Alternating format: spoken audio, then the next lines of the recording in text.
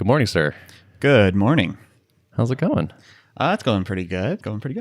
Yeah. This is, I think, the most crowded podcast we've ever done. Yeah, there's like people laughing at us right now. Yeah. I can see them. Yeah. So this is kind of a special art of product because for the first time, we're being joined by the rest of Tuple. Yeah. Welcome, Joel and Spencer. Happy to be here. Hello, world. Yeah. So Derrick, you are thoroughly outnumbered on this one. I am. Yeah. It's a Tuple sandwich. Yeah. It's weird that it's been so long that we went without having you guys on. So I'm psyched you guys are here. It's going to be interesting to talk live. Yeah, definitely. Thanks for finally having us on. I'm excited too. Yeah, dude. Totally. So we thought that we would kick off by doing a stand-up because maybe that's the best way to get a sense of what's going on in Tuple land and Derrick land. And we need to do our daily stand-up anyway, so let's just do it here. So I will actually lead off. So yesterday I did a live stream for MicroConf. So I was on and basically did like a 30-minute Q&A with Rob. And actually, I think the best thing that came out of that was I mentioned on that I've been getting pretty hammered with sales requests. Someone reached out and was like, yo, I run a software company and I recently transitioned from being a CEO doing all the sales to having a sales team of 3. And I have thoughts for you. And I was like, let's talk right now. So we immediately jumped on a call and it was just super helpful. This was Nick Davies, by the way, of Dentally. And he basically gave me the whole rundown of how they felt the pain, transitioned, what they did. And I came out of that call being like, great, we need to hire in sales. This is the answer. This is not the best thing for me to be working on. And other people can solve this problem and other people know how to solve this problem. So right after that call, I wrote up a job description for an account exec and started sharing that around and have been getting feedback. Feeling pretty excited about that. Also sent an email late last night about the latest changes that I think you guys are going to get into. And today I'm doing this, making edits to that job posting based on what people are giving us for feedback and hoping to get it live today. And then later today, I have a meeting with a security firm about a pen test. Nice. Spencer, you want to go? Yeah, sure. So yesterday I started off the morning working on Tuple University. So we have our first engineering hire start Monday. His name's Don Goodman. And I've been putting together a number of educational videos to level him up on what we're doing, how our systems work, checklist of all the tools he's going to need to get installed, that sort of thing. After that, I started working on this crash that we've had for quite some time involving dual cursors. So people could get put in this state where whenever they would start a call and dual cursors was the default cursor mode, it would automatically crash on the other peer's system. It's related to this very low-level IO kit code that we do that's a little hacky to make the dual cursors experience work. Shout out to the rest of the world. If anyone knows why IO HID Manager Open could fail, I would love to hear from you. I have not been able to find anything useful on the interwebs. Hopefully Don will have some good ideas. But for the time being, I did a little workaround where if that crash occurs, it will automatically transition from dual cursors to tag team, and it'll let the guest know that call failed on their host machine. So sorry if you experienced that. Know that we're on it, and we'll get a better fix in the future. But that's what it is now. The last thing I did yesterday was later on in the evening, Joel and I did a big release to transition all of our user base to the new WebSocket signaling backend. We're very excited about this. It'll be a lot more reliable, hopefully a lot faster too. So these servers are globally distributed. So the latency times between sending messages to start calls should go down drastically. Prior to this, all our servers were just located in Virginia. And so if you were, in the UK or Australia, that's a long time. That was my yesterday. Today, I am going to be working on improving some labels and tooltips for icons in the UI. That's been a source of massive confusion for many months now. This is somewhat of a Band-Aid solution. We have in the pipeline to get a more fully featured UX, UI rewrite, but at least for the time being, it should avoid confusion for new users. And then I also would like to get a couple more videos recorded to level up Don to get him started. So that's my day. What's up, Art of Productonians? This is Joel. Yesterday, I shipped a couple of backend like team management features that have been the source of a lot of the support burden. So hopefully making those self-service is going to slow that down. That was like reactivating canceled teams and transferring, basically like accepting an invite to a team if you already have an account on a different team. So those two things were like email support, and Joel will do it for you manually since the beginning of Tuple, and now you can do those yourself. And then after that deploy, I ended up shipping a couple of hot fixes for like edge cases that came up in prod once people started using it, but it looks pretty clean now. I migrated the backend user interface along with Ben and also with a little help from Adam Wathen to the newest version of Tailwind. So we had been all stuck on this like old pre 1.0 version of Tailwind, and we bought Tailwind UI and we're really excited about using it, but we have to actually upgrade to Tailwind 1.2 to do that.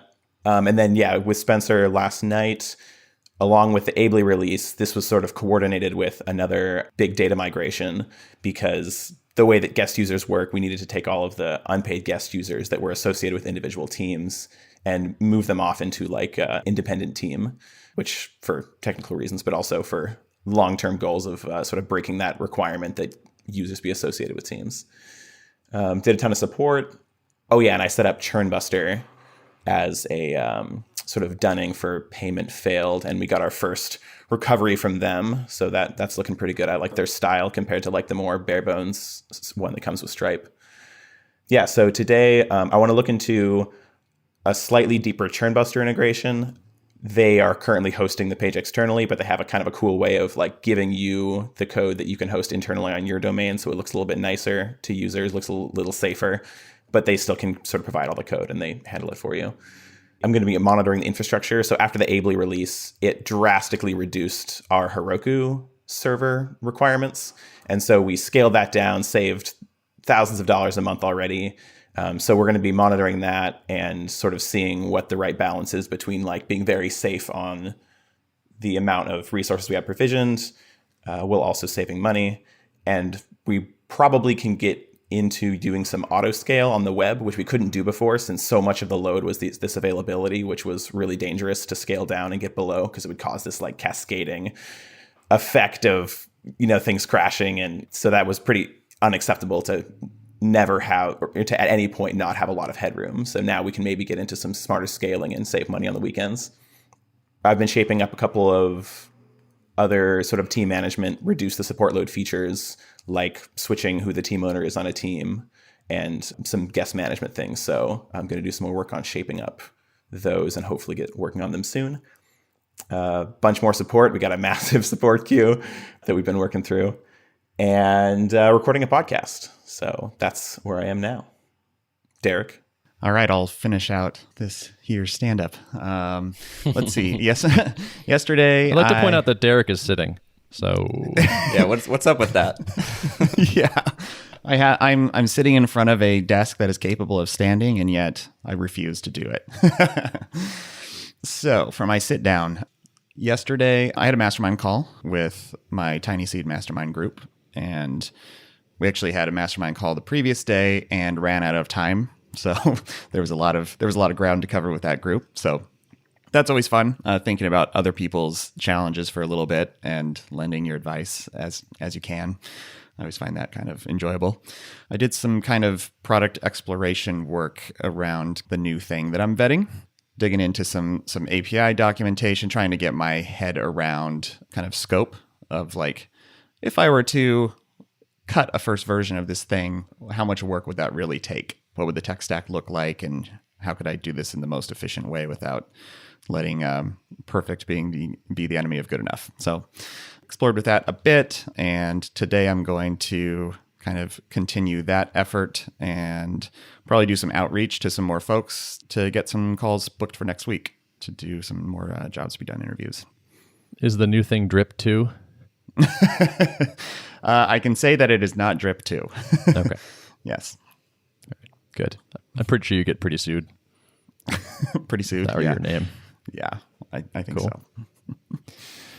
So, Derrick, we talked about maybe you having some questions for these guys because I kind of know them too well at this point. Yeah, no, I did. I wrote down a number of different questions. I guess the first one I'd like to start with, hear from both of you is, what's it really like working with Ben? He eats a lot of food. Yes, he is a tall fellow. He's always hungry. Yeah. But he also is like singing or whistling like pretty much all the time. He's a very, very good whistler. I don't think there's been whistling on this podcast, but it's actually really impressive. You may have to whistle us out today, Ben. Oh yeah. It's so hard because Joel has like told me that this is an annoying habit, but it is like really subconsciously ingrained at this point, and it's so hard for me to even like notice I'm doing it. I'm playing it up now, though. It's much, much better than it was before I said something about it. I figured it would make good podcast fodder. This is not me like calling you out right now, Ben. No, this is the time. We should just go On the record. It's awesome. Like, Ben is extremely thoughtful, super empathetic. He like checks in with me regularly on all my weird habits and like psychology bugs. Joel, do you have other? Yeah, it's like, it's funny. Ben's been pretty torn away from the day-to-day programming, but he still provides very, very good like Rails PR reviews. Having like a really good code reviewer is just awesome for the quality of the app and also like my development. So I've been doing most of the back-end coding, but Ben can provide very fast and like very incisive, drawn from many, many years of experience, background on that. So that's been awesome. So his like technical skills are still quite well represented in the day-to-day code, even if he's like not like doing most of the frontline like feature development. So that's been awesome. Have you guys considered revoking his Git push credentials? Like, is he too much of a cowboy coder now? No, if anything, he's less of a cowboy coder than us, because we're like, oh my God, we have so many things we need to do. We're so far behind. Let's ship this. And Ben's like, I'm going to come in. I'm going to do it the right way, the Thoughtbot way. We're going to have a test for every single code path. It's going to be perfect and beautiful. So no, I would say Ben's code quality is probably higher than our code quality, for better or worse. I think we've benefited immensely from like having somebody who's like willing to like do the pricing thing early on. I know this is a thing you've talked about a ton on the podcast, but I think those decisions made a long time ago to really try to do the right thing for the business on the pricing front has enabled us to be a lot more successful than we would be if we were just like so insecure in the quality of our product that we just made it freemium from the beginning. Yeah, along those lines, like I'm curious, how do you guys divvy up your responsibilities around thinking about kind of the high level business? Because I know you guys are in the code a lot, obviously, and Ben is less so. But are you guys regularly like getting together and talking business strategy, or is that kind of more sitting on Ben's plate where he comes to you with stuff, or like how does that dynamic work? We used to talk a lot about that when we were rock climbing regularly, like out in the real world. Now we tend to have little sit down powwows in Joel's second bedroom. I think there's a number of decisions that I fully trust Ben to make, and I don't really need him to come ask me for my opinion. For example, the pricing thing that Joel was just talking about, like he is the responsible party for pricing. Whatever experiments he wants to run, as long as it's not going to like totally destroy my paycheck next week, I'm fine with. We're all self-aware enough to know when we need to ask the other people their opinion and whether or not they should be involved. We've been doing pretty well with written stuff. So we've been using twist threads. And so it's a pretty common occurrence for 3 paragraphs of Ben to show up in a twist thread describing like an idea for a direction to go in something business related, whether it's the ongoing discussion about hiring or like a design element or a pricing thing or onboarding, that sort of thing. So that's been a common venue now as well. We're trying to do more of that. It's been successful.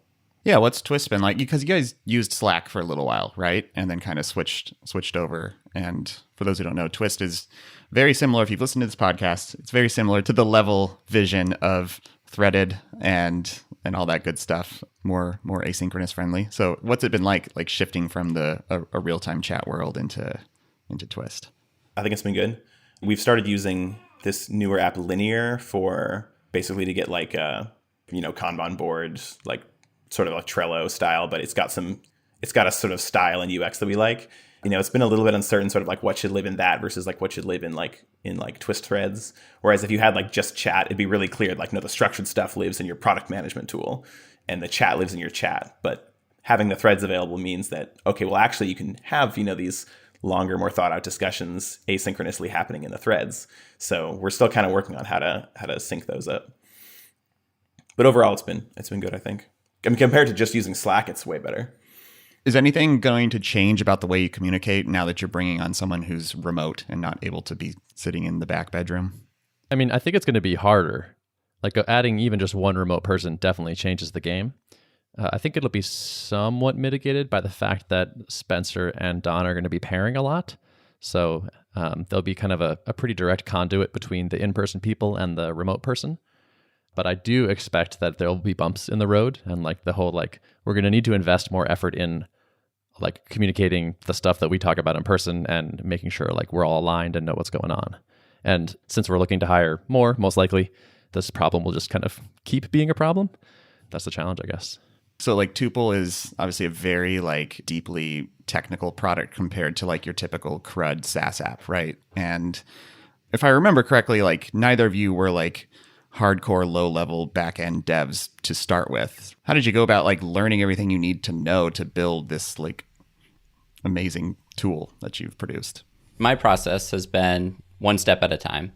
Like there's been so many different pieces of technology we need to learn, different areas of programming that we need to level up in. And generally I will buy some books, read those books, then I'll start with building a little sample application that applies the theories and ideas that I'm learning in those books. And then I'll see how that feels. Usually in that process, I have more questions. And then either I'll ask some of my friends who maybe know that domain, or I'll find another book that then answers those questions. I would say that's actually a big struggle for me in Tuple, is that I feel like I'm pulled in so many different directions. And I feel like I'm very much a generalist right now, where I'm like, okay at a lot of different things. And I'm really looking forward to the future where maybe I'll get to focus more on one thing, like maybe spend an entire month just on tuning our video encoder to make it as good as possible. I will toot Spencer's horn in that I think he is like one of the best people I've ever seen at this. One of the biggest components is just like being unafraid to actually dive in there and do it. Looking at a 500,000 line C++ code base, or like multi-million line, I don't even know, enormous C++ code bases, and like the breadth of technologies that are involved in real-time streaming. And he just like has been like pretty voracious at like buying books, building sample apps, trying things, learning this new language, watching videos. And it's been inspiring to see, honestly. A lot of YouTube. I think I also have a fear of black boxes, which serves me very well, where if I'm building a tool on top of another tool and I don't understand how that black box works, it makes me very uncomfortable. I get like a lot of anxiety. So I've been able to harness that anxiety in trying to figure out how those underlying tools work. And then it makes it a lot easier to build on top of. That's a good skill to have that curiosity about like what's happening under the hood. I find myself getting very skeptical of right now that some of the APIs I'm exploring come with like these really monolithic, heavy-handed like client libraries that do a bunch of magic under the covers, and like I'm never satisfied with that, because I'm like, oh, something could go wrong deep in there and I have no idea how it's working, right? So I totally get that. Yeah, it's scary. Does the Tuple code base, now that it's getting well aged at this point after a couple of years working on it, does it feel legacy? Or does it feel like less fun to work in, or have you managed to combat that? Yeah, there are parts that definitely feel less less fun to work in. We're starting to get some files that if I told you the line count on radio, people would probably burn me at the stake. So I'm not going to talk about it. But I think that we've done a good job of allocating time to refactoring and cleaning things up as we go. In particular, this big WebSocket refactor, changing our backend, clean up a lot of code that was causing a lot of crashes and various race conditions that were causing issues. I don't think it's as much the code base that's affected my motivation than feeling somewhat alone in the code base. I'm really excited to have Dawn start on Monday and be able to just have somebody to talk about how ridiculous some of the stuff is that I have to deal with, I guess, if that makes sense. Like, oh, I go to this Apple documentation and the documentation is non-existent. It just says the name of the function. It's like, well, how do I figure this out? I guess I just have to trial and error 100 times to see what this function does until I figure out how it's supposed to work. Or I search GitHub for all use cases of this function in the entire like code sphere universe and see how other people are using it and try and derive its intended functionality from those use cases. But yeah, so the code base is a little gnarly in parts, but for the most part, we've done a good job of being able to devote the time to clean it up. I wish there was more test coverage. That's the biggest thing. Like, we have pretty much non-existent test coverage on the client. We have very good test coverage on the back end. I think I still just don't even know what the best way to go about testing the Tuple client is. In development, I have to have multiple machines. I don't know how I would write some sort of test harness that like accepts calls from multiple machines, deals with like Bluetooth devices not syncing, things like that. There's certain things that you really just need to manually have a big checklist and go through. I feel like we web developers are pretty spoiled with our with our tooling around doing our relatively simple setup of like spin up a database and insert a record and verify that it's there, and like all this like logic that looks really easy compared to a native client. Yeah, I think it's still complicated, but it is nice that you can control all of the components and have it all self-contained.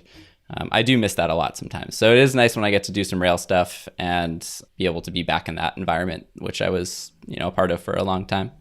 So in the early days, Spencer and I were both like pretty just like knee deep, heads down on getting mostly the native app working. But then as like the business has gotten bigger and we had more customers, then like I've mostly transitioned to, in the time that I'm not occupied doing like operation stuff and support, to doing like backend work in order to like make that stuff easier. It's been a little rare recently that I've done like features in the Mac app, which is part of why like it's so important to get a second head in the Mac app with Spencer, so he's not just like alone there. My ability to give meaningful PR reviews to the Mac app code has like steadily declined over time as like I've missed like fully grokking like more and more of the systems that have been built in there.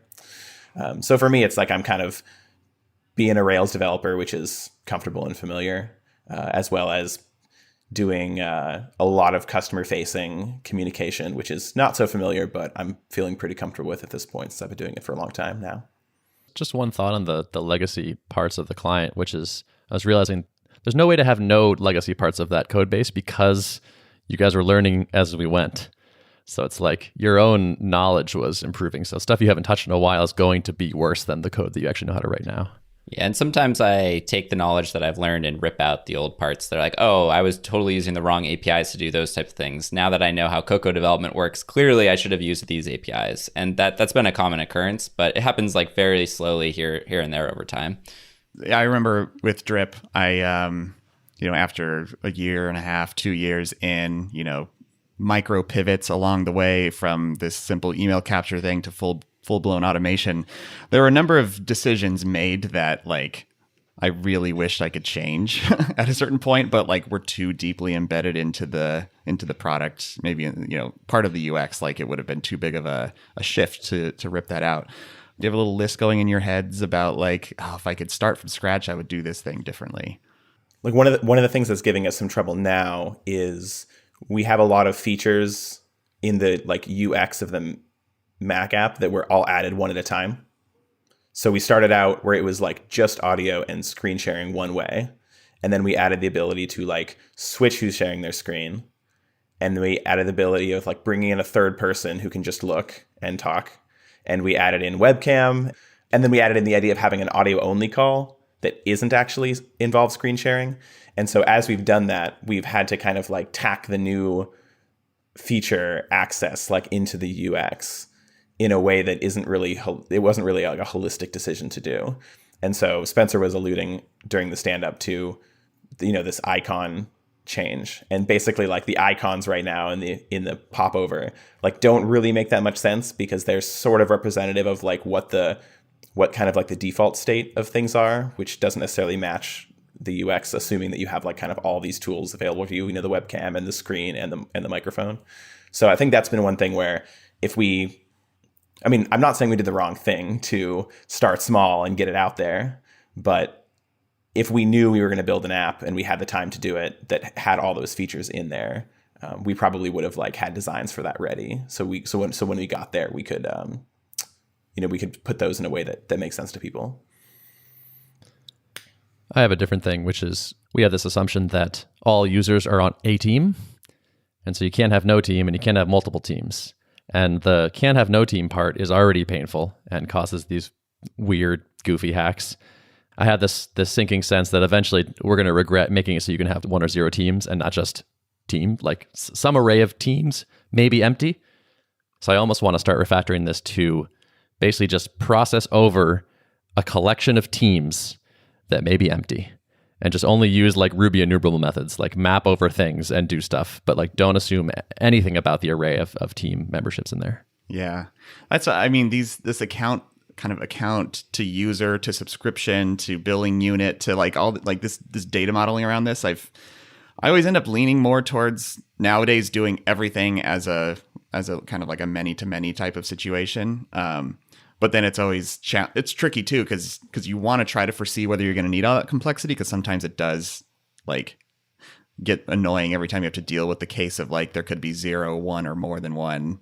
So it's like it's always a balance of like, is it worth baking in this flexibility so that down the road maybe I can model it this way or not, you know? Yeah, I'm excited to eventually derive the perfect SaaS schema and like polymorphic relationships between things. And like, can a user have a subscription? Can a team have a subscription? Do you have an organization concept?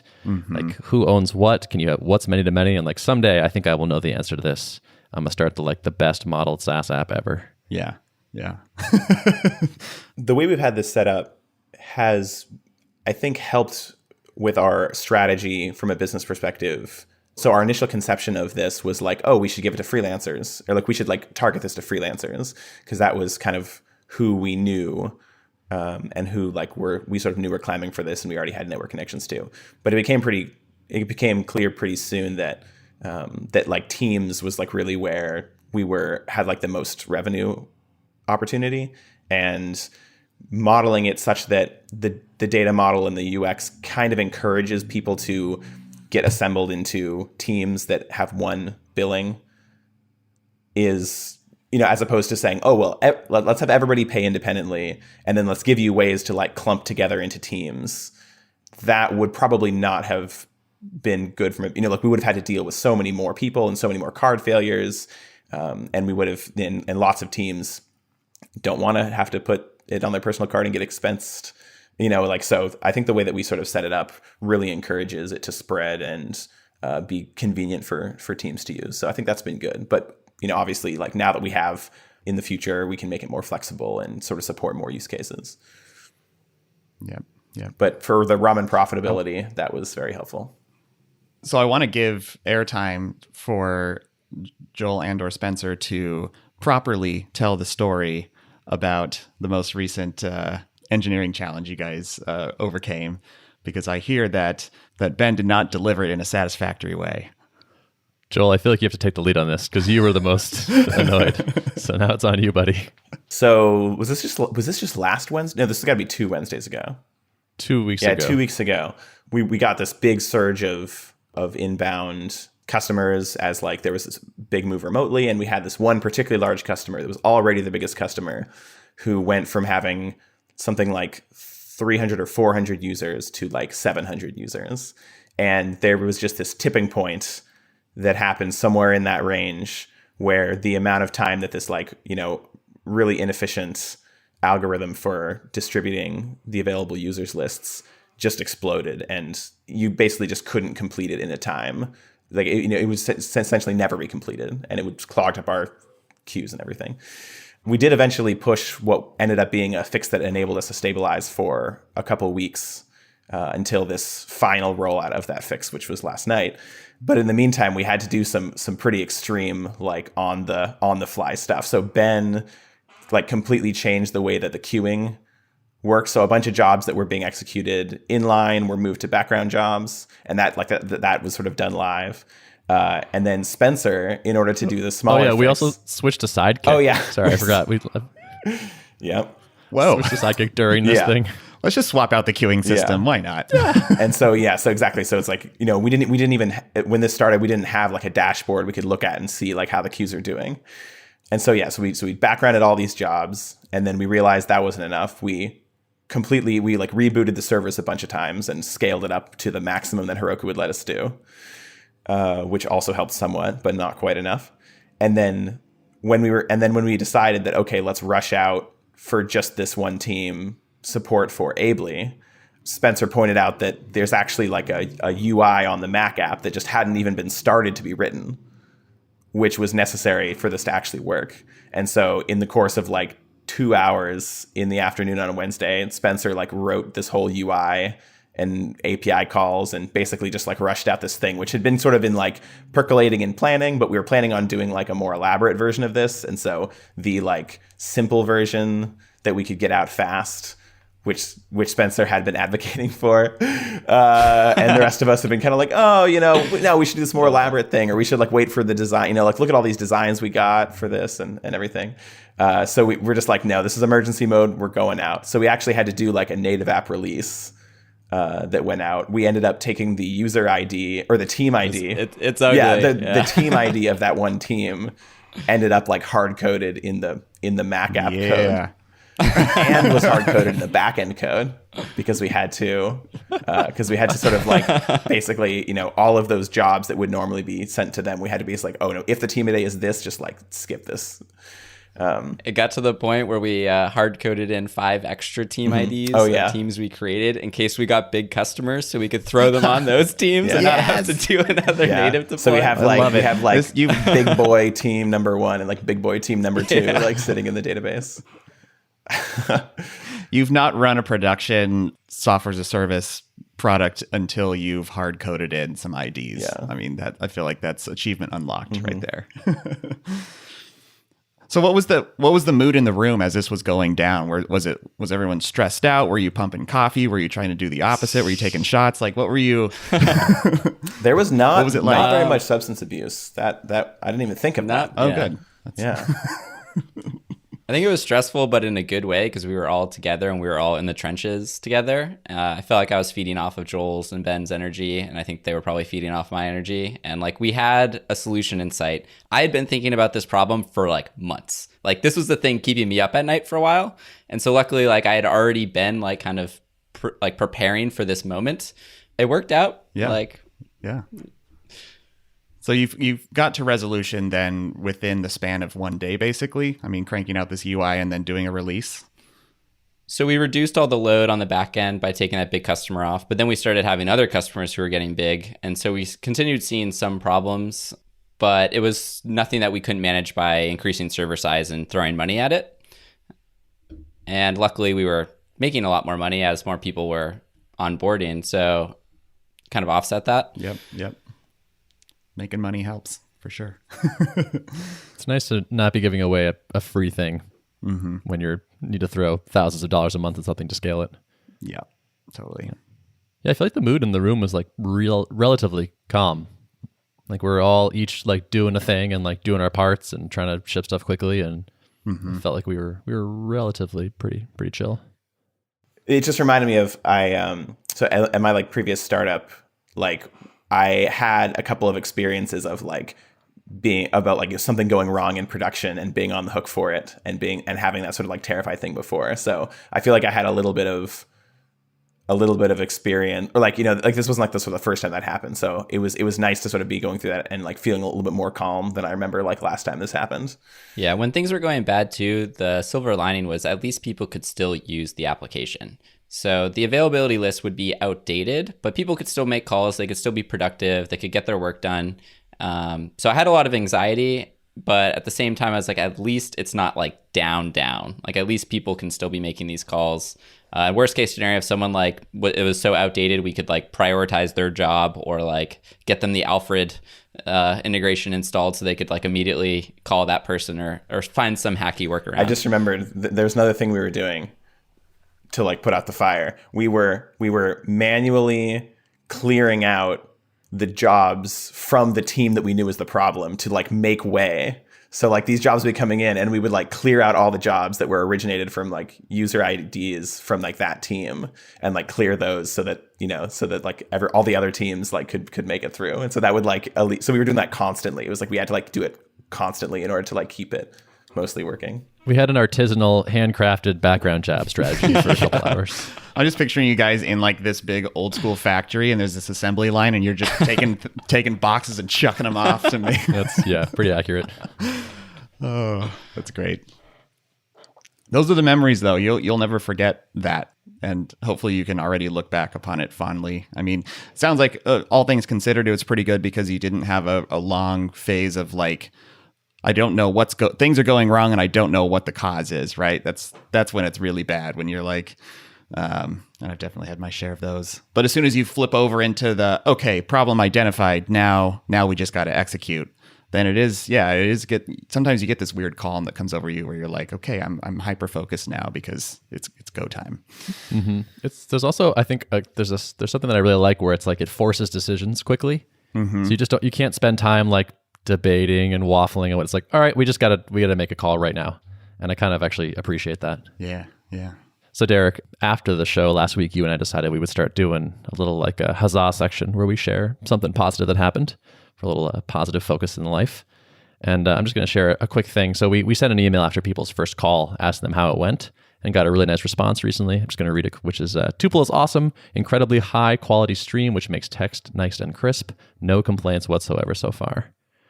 It's so nice to get positive reviews like that. Now he's only had one call, so no complaints so far. Not that impressive, but still good.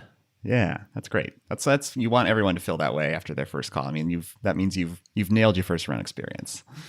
My high point has been, well, two things. One, the weather has been getting nicer here in Minnesota, and for Minnesota that means it's like in the 40s now, which I have said this to a few other people in different parts of the country, and they're like, that is not nice. But for Minnesota, it's very nice. So I've managed to get out on my bike and taken some really long bike rides, socially distanced, of course, around the city. And it's just, it's nice to be able to get out and get fresh air after kind of a long winter. And I've also been doing virtual dinners and happy hours, and I did a game night last night. You know, like kicking in the gears of like, let's still figure out how to do some of the things I normally would do, but can't right now in person, and do them, over Zoom or whatever. And it's been really good. It's been really nice to kind of get that settled back into a bit more of a routine of talking to people.